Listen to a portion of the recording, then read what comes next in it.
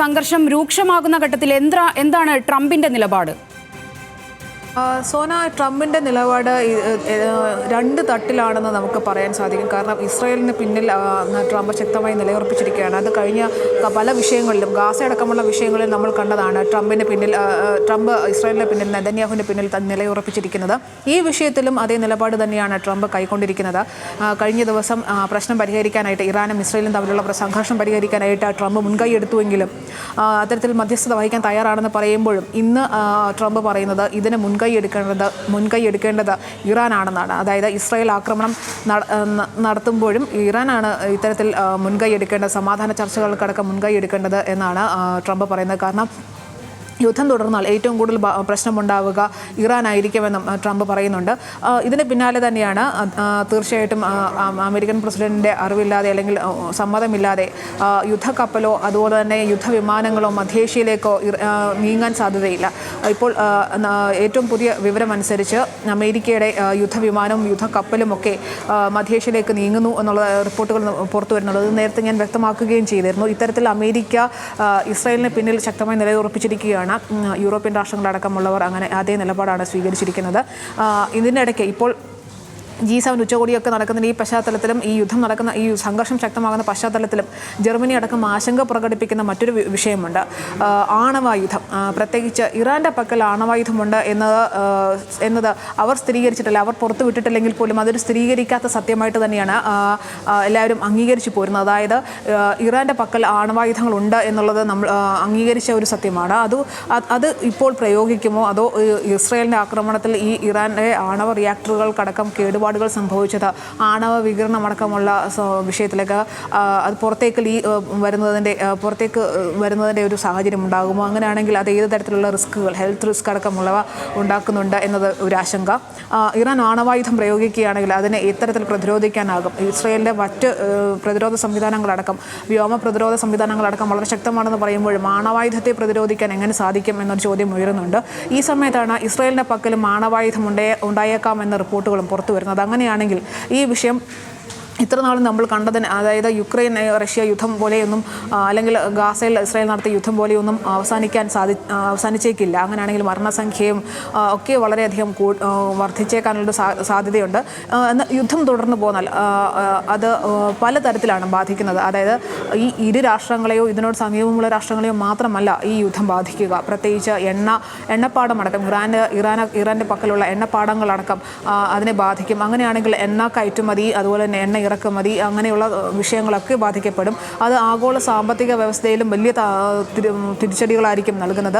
എണ്ണവില കുതിച്ചുയരുമ്പോൾ അത് മറ്റ് രാഷ്ട്രങ്ങളെ, പ്രത്യേകിച്ച് പാശ്ചാത്യ രാജ്യങ്ങളടക്കം ഈ എണ്ണ കയറ്റും അവർ എണ്ണ വാങ്ങിക്കുന്ന ഒരവസ്ഥയാണ്. അതായത് അവർക്ക് സ്വന്തമായി ഉൽപ്പാദിപ്പിക്കാൻ കഴിയുന്നില്ല. അങ്ങനെയാകുമ്പോൾ എണ്ണവില, ഈ ക്രൂഡ് ഓയിലിൻ്റെ വിലയൊക്കെ കുതിച്ചുയരുന്നൊരു സാഹചര്യം ഉണ്ടായാൽ അത് അവരെ സാമ്പത്തികമായി വളരെയധികം ബാധിക്കുകയും ചെയ്യും. അങ്ങനെ യുദ്ധം തുടർന്നു കഴിഞ്ഞാൽ അത് എല്ലാ തരത്തിലും എല്ലാ രാഷ്ട്രങ്ങളെയും ബാധിക്കുമെന്നതിനാൽ അത് പ്രശ്നം പരിഹരിക്കാൻ തന്നെ ഉള്ള നീക്കങ്ങൾ വരും ദിവസങ്ങളിൽ ഉണ്ടാകുമെന്ന് തന്നെ വേണം നമ്മൾ കരുതാനായിട്ട്. കാരണം അത് എല്ലാ തരത്തിലും യുദ്ധം എന്നത് മനുഷ്യജീവന് ഉണ്ടാകുന്ന ഭീഷണി, അവർക്കുണ്ടാകുന്ന പ്രശ്നങ്ങൾ, അതായത് മനുഷ്യജീവനുകൾ നഷ്ടമാകുന്നു എന്നതിലുപരി അതുണ്ടാക്കാവുന്ന നാശനഷ്ടങ്ങൾ, പരിക്കുകൾ, അതുപോലെ തന്നെ കുട്ടികൾക്ക് ആഹാരമില്ലാത്ത അവസ്ഥ, പട്ടിണി, ദാരിദ്ര്യം അടക്കമുള്ള അവസ്ഥയിലേക്ക് ഇതൊക്കെ നീങ്ങുന്നു എന്നുള്ള അവസ്ഥയും ഉണ്ടാകുന്നുണ്ട്. അതിനൊക്കെ അപ്പുറത്തേക്ക് ഇത്തരത്തിലുണ്ടാകുന്ന തങ്ങൾക്കുണ്ടാകാവുന്ന നാശനഷ്ടങ്ങൾ അല്ലെങ്കിൽ സാമ്പത്തികമായി ഉണ്ടാകുന്ന പ്രശ്നങ്ങളടക്കം മറ്റു രാഷ്ട്രങ്ങളും ഒക്കെ നോക്കിക്കാണും. അതുകൊണ്ട് തന്നെയാണ് ഇപ്പോൾ യു കെ അടക്കമുള്ള രാഷ്ട്രങ്ങൾ പറയുന്നത് ഇറാൻ്റെ സർക്കാരിനെ മാറ്റാൻ അല്ലെങ്കിൽ അതിനെ അട്ടിമറിക്കാൻ, അതിനെ താഴെ ഇറക്കാൻ തങ്ങൾ ആഗ്രഹിക്കുന്നില്ല എന്ന് യു കെ ഇപ്പോഴും വ്യക്തമാക്കുന്നതിൻ്റെ കാരണവും അതുകൊണ്ട് തന്നെയാണ്. അതായത് ഇറാൻ്റെ ഭരണകൂടത്തിനെതിരെ അല്ല യുദ്ധം, അല്ലെങ്കിൽ അതിൻ്റെ ഭരണകൂടത്തിനെ താഴെ ഇറക്കാൻ ആഗ്രഹിക്കുന്നില്ല എന്ന് യു കെ അടക്കം പറയുന്നതും അതുകൊണ്ട് തന്നെയാണ്. അതായത് നിലവിലെ ഇറാൻ്റെ ഭരണകൂടം അവിടെ നിലനിൽക്കുന്നതിൽ അവർക്ക് എതിർപ്പില്ല എന്ന് തന്നെ വേണം മനസ്സിലാക്കാനായിട്ട്. എന്നാൽ ഇസ്രായേലിൻ്റെ നിലപാട് ഇതിൽ എന്തായിരിക്കും എന്നത് തന്നെയാണ് നിർണായകമായിരിക്കുന്നത്. നെതന്യാഹു പറഞ്ഞത് ഇത് തുടരുമെന്ന സൂചന തന്നെയാണ് നെതന്യാഹു നൽകുന്നത്. അപ്പോൾ തീർച്ചയായിട്ടും ഖത്തറും ഒമാനും വഹിക്കുന്ന മധ്യസ്ഥ ചർച്ചകൾ, അതിലെ ഫലങ്ങൾ, അതിലുണ്ടാകുന്ന അപ്ഡേഷനുകൾ തന്നെയായിരിക്കും ഇതിൽ നിർണായകമാകുക എന്ന് വേണം പറയാനായിട്ട്. സോന, അതുപോലെ തന്നെ G7 രാജ്യങ്ങളുടെ നിലപാടും സംഘർഷം അവസാനിപ്പിക്കുന്നതിൽ നിർണായകമല്ലേ? അപ്പോൾ ഈ പ്രമേയത്തിൽ ട്രംപ് ഒപ്പുവയ്ക്കില്ലെന്ന സൂചനകളുമുണ്ടല്ലോ. അതെ, തീർച്ചയായിട്ടും G7 ഉച്ചകോടിയിൽ ഉണ്ടായേക്കാവുന്ന സമവായ നീക്കങ്ങൾ അല്ലെങ്കിൽ അത്തരത്തിലുണ്ടായ ഉരുത്തിരിയുന്ന സമവായ നീക്കങ്ങൾ, ശ്രമങ്ങൾ തീർച്ചയായിട്ടും നിർണായകം തന്നെയാണ്. കാരണം ഇത്രയധികം ലോകത്തിലെ കരുത്തരായ രാഷ്ട്രങ്ങളുടെ ഒരു സമ്മേളനമാണ് G7 ഉച്ചകോടി. ഇന്ത്യ അടക്കമുള്ള രാഷ്ട്രങ്ങൾ അതിൻ്റെ ഭാഗമാണ്. അത്രയും രാഷ്ട്രങ്ങൾ, സുപ്രധാന ശക്തികളായ രാഷ്ട്രങ്ങൾ എടുക്കുന്ന നിലപാടുകൾ, ചർച്ചകൾ, അതിൽ അല്ലെങ്കിൽ ആ ഉച്ചകോടിയിൽ ഉരുത്തിരിയുന്ന സമവായ ശ്രമങ്ങളൊക്കെ തീർച്ചയായിട്ടും നിർണായകം തന്നെയാണ്. കാരണം ഈ പ്രശ്നം പരിഹരിക്കുക എന്നത് ഇറാനും ഇസ്രായേലിനും മാത്രമുള്ള ആവശ്യമല്ല. അതിന് സമീപത്തുള്ള രാജ്യങ്ങൾക്കും അതുപോലെ തന്നെ മറ്റ് ലോകരാഷ്ട്രങ്ങൾക്കും ഒക്കെ ഞാൻ നേരത്തെ സൂചിപ്പിച്ചത് തന്നെ വളരെയധികം ആവശ്യമുള്ളൊരു വിഷയമാണ്. അതുകൊണ്ട് തന്നെ ഈ ഒരു ഉച്ചകോടിക്കിടെ ഇതിനുള്ള ശ്രമങ്ങൾ തീർച്ചയായിട്ടും ഉണ്ടായിട്ടുണ്ട്. അത് വരും ദിവസങ്ങളിലും, ആ ഉച്ചകോടി അവസാനിച്ചാൽ പോലും ആ ശ്രമങ്ങൾ വീണ്ടും വീണ്ടും തുടരുക തന്നെ ചെയ്യും. കാരണം ഇന്ന് ഈ ഒരു പ്രശ്നം പരിഹരിച്ചില്ലെങ്കിൽ ഈ രാഷ്ട്രങ്ങൾ രണ്ട് വശത്തായിട്ട് രണ്ട് ചേരികളായി തിരിയേണ്ട ഒരു അവസ്ഥ ഉണ്ടാകും. അല്ലെങ്കിൽ ചേരിചേരാ നയമായ ഇന്ത്യ കൈക്കൊള്ളുന്ന ചേരിചേരാ നയം അടക്കമുള്ള നിലപാടെടുക്കുന്ന മറ്റു രാഷ്ട്രങ്ങളും ഉണ്ടാകും. എന്നിരുന്നാൽ പോലും ഇറാന് പിന്നിൽ ആരൊക്കെ അണിനിരക്കുമെന്നുള്ളതാണ് മറ്റൊരു ചോദ്യം.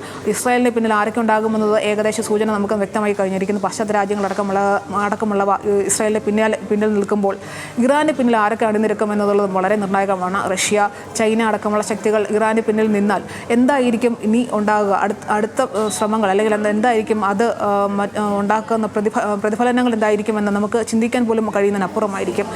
അതുപോലെ തന്നെ ഇസ്ലാമിക രാഷ്ട്രങ്ങളുടെ നിലപാടുകളും ഇതിൽ വളരെ നിർണായകമാണ്. കാരണം സൗദി അടക്കമുള്ള രാഷ്ട്രങ്ങൾ ഇത്തരത്തിൽ യുദ്ധത്തിലൊന്നും അധികം അല്ലെങ്കിൽ അങ്ങനത്തെയുള്ള വിഷയങ്ങളിൽ അവർ യുദ്ധത്തിലേക്കടക്കം നീങ്ങുന്നതിന് അവർക്ക് എതിരാണെങ്കിൽ പോലും ഒരു ഇസ്ലാമിക രാഷ്ട്രത്തിന് നേരെ ഇത്തരത്തിൽ ആക്രമണം ഉണ്ടാകുമ്പോൾ അവർ എടുക്കുന്ന നിലപാട് എന്തായിരിക്കുമെന്നുള്ളതും വളരെ നിർണായകമാണ്.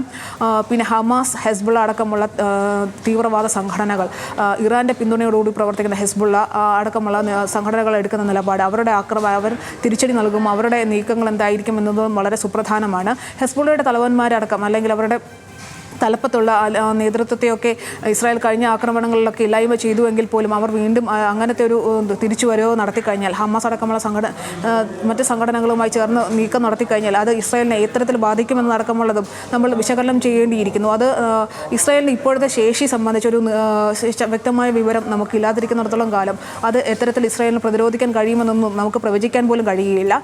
അത്തരത്തിൽ ഈ ഒരു സംഘടിതമായ ആക്രമണം ഉണ്ടായാൽ അത് ഇസ്രായേലിന് പ്രതിരോധിക്കാൻ കഴിയുമോ? ഇസ്രായേലിന് പിന്നിൽ പാശ്ചാത്യ രാജ്യങ്ങൾ എത്തരത്തിൽ നിലകൊള്ളും എന്നതടക്കമുള്ളതും നിർണായകമാണ്. കാരണം ഇപ്പോൾ റഷ്യ യുദ്ധത്തിൽ യുക്രൈന് വളരെയധികം സഹായങ്ങൾ മറ്റ് രാഷ്ട്രങ്ങളൊക്കെ നൽകുന്നുണ്ട്. സൈനികരെ വിട്ടു നൽകുന്നത് ഒഴിച്ചു കഴിഞ്ഞാൽ സാമ്പത്തികമായിട്ടുള്ള സഹായങ്ങളൊക്കെ നൽകുന്നുണ്ട്. അത്തരത്തിലുള്ള സഹായങ്ങൾ മാത്രമായിരിക്കുമോ ഇസ്രായേലിന് നൽകുക? അതോ സൈനിക സഹായം അടക്കം നൽകുമോ? അമേരിക്കയുടെ സൈനിക വിഭാഗങ്ങൾ ഇസ്രായേലിലേക്ക് നീങ്ങുമോ?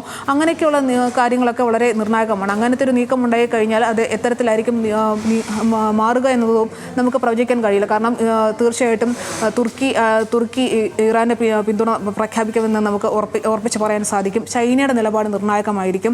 റഷ്യയുടെ നിലപാട് നിർണായകമായിരിക്കും. യുക്രൈനുമായുള്ള യുദ്ധം തുടരുമ്പോഴും റഷ്യ ഈ വിഷയത്തിൽ ഇറാന് പിന്നിൽ അണിനിരന്നു കഴിഞ്ഞാൽ അത് ഇസ്രായേലിനെ ഇത്തരത്തിൽ പ്രതിരോധിക്കാനാകും, അല്ലെങ്കിൽ ഇസ്രായേലിൻ്റെ ആക്രമണത്തിനെ ഈ ഒരു ശക്തികളുടെ പിൻബലത്തോടുകൂടി പ്രതിരോധിക്കാനാകുമോ എന്നതടക്കമുള്ളത് നിരവധി ചോദ്യങ്ങളൊക്കെയുണ്ട്. പക്ഷേ ഇതെല്ലാം നമുക്ക് വിശകലനം ചെയ്യേണ്ടി വരുന്നത് ഈ ഒരു സാഹചര്യത്തിലാണ്. അതായത് ഇസ്രായേലിൻ്റെ ശേഷി എന്തുമാത്രമുണ്ട്, സൈനിക ശേഷി എന്നുള്ളത് മാത്രമല്ല, സാമ്പത്തിക ശേഷിയും. ഇത് ആക്രമണം തുടർന്നു കഴിഞ്ഞാൽ ഇത് തുടർന്ന് കൊണ്ടുപോകാൻ ഉള്ള ശേഷി ഇസ്രായേലിനുണ്ടോ?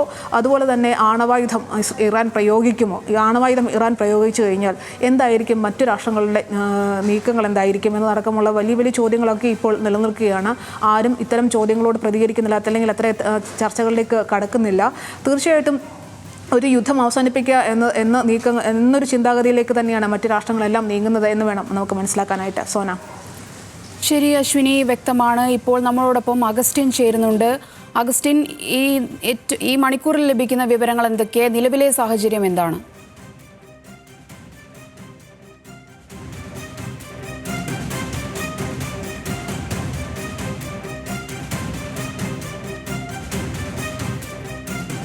ഇസ്രയേൽ ഇറാൻ ആക്രമണം തുടരുകയാണ്. ഇരു രാജ്യങ്ങളും തമ്മിലുള്ള സംഘർഷം കൂടുകയാണ്, വർദ്ധിക്കുകയാണ്. ഇപ്പോൾ അഗസ്റ്റ് സെബാസ്റ്റ്യൻ നമ്മളോടൊപ്പം ചേരുന്നുണ്ട്. ക്ഷമിക്കണം, അശ്വിനി തുടരുന്നുണ്ട്. അശ്വിനി, ഇസ്രയേലിൽ തെരഞ്ഞെടുപ്പ് അടുത്തിരിക്കുകയാണ്. ഇറാനെതിരായ സൈനിക നീക്കത്തിന് നെതന്യാഹുവിൻ്റെ നീക്കം, ഇതും തെരഞ്ഞെടുപ്പുമായിട്ട് എന്തെങ്കിലും തരത്തിലുള്ള ബന്ധമുണ്ടോ? ഇതൊരു രാഷ്ട്രീയ നീക്കമായി കാണേണ്ടതുണ്ടോ?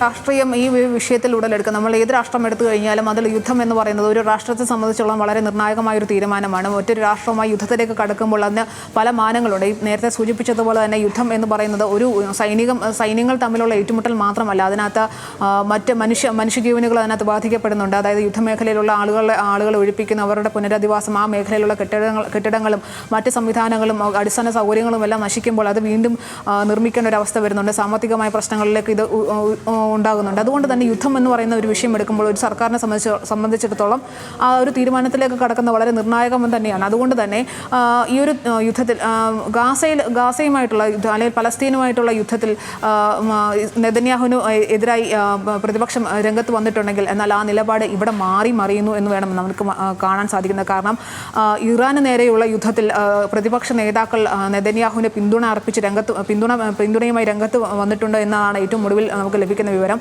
പ്രതിപക്ഷ പാർട്ടികളെല്ലാം ഈ ഒരു നീക്കത്തിന് പിന്തുണയ്ക്കുന്നു എന്നാണ് ഇപ്പോൾ പുറത്തു വരുന്ന റിപ്പോർട്ടുകൾ. ടൈംസ് ഓഫ് ഇസ്രായേൽ അടക്കം അത്തരത്തിലാണ് വാർത്തകൾ നൽകുന്നത്. അതായത് ഇസ്രായേലിലെ പ്രതിപക്ഷ നേതാക്കൾ പ്രധാനമന്ത്രി ബെഞ്ചമിൻ നെതന്യാഹുവിന് പിന്തുണയുമായി രംഗത്ത് വന്നിട്ടുണ്ട് എന്ന് തന്നെയാണ് നമ്മൾ മനസ്സിലാക്കുന്നത്. അതുകൊണ്ട് തന്നെ ഈ ഒരു നീക്കത്തിൽ ഇസ്രായേലിനേക്കാൾ കൂടുതൽ പ്രതിരോധത്തിലാവുന്നത് ഇറാനാണ്. കാരണം തീർത്തും അപ്രതീക്ഷിതമായിട്ടുണ്ടാകുന്ന ഒരു ആക്രമണമാണ് ഇസ്രായേലിൻ്റേത്. അതിനെ പ്രതിരോധിക്കാനുള്ള ഒരു നീക്കം അല്ലെങ്കിൽ ഒരു ശ്രമങ്ങൾ അല്ലെങ്കിൽ പ്രതിരോധിക്കാനായി ഇറാനെ തുടക്കത്തിൽ സാധിച്ചില്ല. ആ തുടക്കത്തിലെ ആ പാളിച്ച വരും ദിവസങ്ങളിൽ പ്രതിഫലിക്കുകയും ചെയ്തുകൊണ്ടിരിക്കുകയാണ്. അതേസമയം ഇറാൻ ഇത്തരത്തിൽ ഒരു വലിയ ശക്തമായ പ്രത്യാക്രമണം നടത്താതിരിക്കുന്നത് അല്ലെങ്കിൽ ഇറാൻ്റെ ആക്രമണങ്ങൾ കാര്യമായ ഫലം കാണാതിരിക്കുന്നത് എന്തുകൊണ്ടെന്നുള്ളൊരു ചോദ്യം ഇപ്പോൾ ഉയരുന്നുണ്ട്. ഇത് ഒരു സമയം നീട്ടിക്കിട്ടാനുള്ള ഇറാൻ്റെ നീക്കമായിട്ടും പലരും വിശകലനം ചെയ്യുന്നുണ്ട്. അതായത് ഒരു ആണവായുധം തയ്യാറാക്കി അത് യുദ്ധക്കളത്തിലേക്ക് എത്തിക്കാനുള്ള ഒരു സാവകാശം ലഭിക്കാൻ വേണ്ടിയിട്ടാണ് ഇത്തരത്തിൽ ഇറാൻ ഈ ഒരു ഭാഗികമായ വലിയ ശക്തിയിൽ തിരിച്ചടിക്കാത്തത് എന്ന തരത്തിലുള്ള വിലയിരുത്തലുകളും ഒക്കെ പുറത്തു വരുന്നുണ്ട്. അതല്ല, മറിച്ച് ഇറാൻ്റെ എല്ലാ സൈനിക ശക്തികളിലേക്ക് സൈന്യത്തിലേക്കും അതുപോലെ തന്നെ ഈ റിസർച്ച് ആണവ റിയാക്ടറുകളുടെ പ്രവർത്തനങ്ങളുടെ മേഖലകൾ അല്ലെങ്കിൽ കേന്ദ്രങ്ങളിലേക്ക് അടക്കം അല്ലെങ്കിൽ അതിൻ്റെ ഗവേഷണ ടീമുകളിലേക്കടക്കം ഇസ്രായേലിൻ്റെ ചാരന്മാരടക്കം കയറി ഇതിൻ്റെ പ്രവർത്തനങ്ങളെല്ലാം താറുമാറാക്കിയിരിക്കുന്നു എന്നുള്ള റിപ്പോർട്ടുകളും ഒക്കെ പുറത്തു വരുന്നുണ്ട്. അതുകൊണ്ട് തന്നെ ഇതിൻ്റെ ഉള്ളിലെ നീക്കങ്ങൾ അല്ലെങ്കിൽ ഉള്ളറകളിലെ നീക്കങ്ങളൊക്കെ വളരെ നിർണായകം തന്നെയാണ്. വരും ദിവസങ്ങളിൽ മാത്രമേ ഇത് സംബന്ധിച്ചൊരു നമ്മളോടൊപ്പം അഗസ്റ്റ് സെബാസ്റ്റ്യൻ ചേരുന്നുണ്ട്. അഗസ്റ്റ്, വലിയ ആക്രമണത്തിനാണ് ഇറാൻ തയ്യാറെടുക്കുന്നത്. ഇറാനിലെ തന്ത്രപ്രധാന കേന്ദ്രങ്ങളിൽ ഇസ്രായേൽ ആക്രമണം കടുപ്പിക്കുകയാണ്. നേർക്കുനേർ യുദ്ധത്തിലേക്കാണോ കാര്യങ്ങൾ നീങ്ങുന്നത്? നേരത്തെ പറഞ്ഞതുപോലെ അതിന്റെ ഏറ്റവും പ്രധാനപ്പെട്ട കാര്യം ഇറാന്റെ പരമോന്നത നേതാവായ ആയത്തുള്ള അലി ഖമനയെ ഇല്ലാതാക്കുന്നതിൽ അങ്ങനെ ഒരു നടപടിയിലേക്ക് വേണമെങ്കിൽ അങ്ങനെ ഒരു നടപടിയിലേക്ക് നീങ്ങാൻ ഇസ്രായേൽ മടിക്കില്ല എന്ന സൂചന കൃത്യമായി നെതന്യാഹു നൽകി കഴിഞ്ഞു. ഒപ്പം തന്നെ ഇറാന്റെ മൂന്നാമത്തെ മിസൈൽ ലോഞ്ചർ സംവിധാനവും ഇസ്രായേൽ തകർത്തു എന്നതാണ് ഇപ്പോൾ വരുന്ന റിപ്പോർട്ടുകൾ. നേരത്തെ തന്നെ നമുക്കറിയാം, ടെഹ്റാനെ സംബന്ധിച്ചിടത്തോളം ടെഹ്റാന്റെ സൈനിക സംവിധാനങ്ങളൊക്കെ തന്നെയും ഏറെക്കുറെ നിർവീര്യമായ നിലയിലാണുള്ളത്. അതിന്റെ എല്ലാ തരത്തിലുള്ള സൈനിക കമാൻഡർമാരടക്കം സൈനിക മേധാവികളടക്കം നമ്മൾ മനസ്സിലാക്കേണ്ടത് ഇറാന്റെ സൈനിക വിഭാഗങ്ങൾക്ക് 3 പ്രധാന വിഭാഗങ്ങളാണുള്ളത്. ഒന്നതിന്റെ സൈന്യം, ഇറാനിയൻ ആർമി, അതിന്റെ അന്താരാഷ്ട്ര ഓപ്പറേഷൻസ് കൈകാര്യം ചെയ്യുന്ന അതിന്റെ ഏറ്റവും പ്രസ്റ്റീജിയസ് ആയിട്ടുള്ള ഇറാനിയൻ റവല്യൂഷണറി ഗാർഡ് കോർപ്സ് എന്ന് പറയുന്ന ഇറാനിയൻ വിപ്ലവ സൈനിക സംഘം, ഇതിന്റെയും ഒപ്പം തന്നെ കുദ്സ് ഫോഴ്സ് എന്ന് പറയുന്ന ഒരു വലിയ പ്രത്യേക സൈനിക വിഭാഗം ഉണ്ട്. ഈ 3 സൈനിക വിഭാഗങ്ങളുടെയൊക്കെ തന്നെയും നേതാക്കളെ അല്ലെങ്കിൽ മേധാവികളെ എല്ലാം തന്നെ ഇസ്രായേൽ ഇല്ലാതാക്കി കഴിഞ്ഞിട്ടുണ്ട്.